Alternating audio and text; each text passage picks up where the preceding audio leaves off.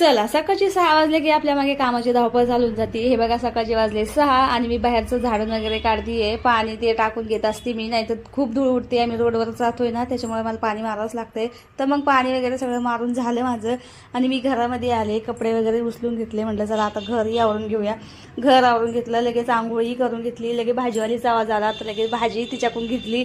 पेरू आणि हे अशी बोरं ते आले होते ते बी घेतलं। लगेच म्हटलं चला आता चहा ठेवूया।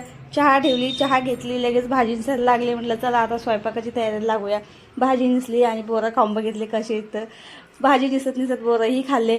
लगेच स्वयंपाकाच्या तयारीला लागले, किचनमध्ये आले, पीठ मळून घेतलं। म्हटलं चला आता पीठ भिजूस्तवर आपण भाजी बनवून घेऊया।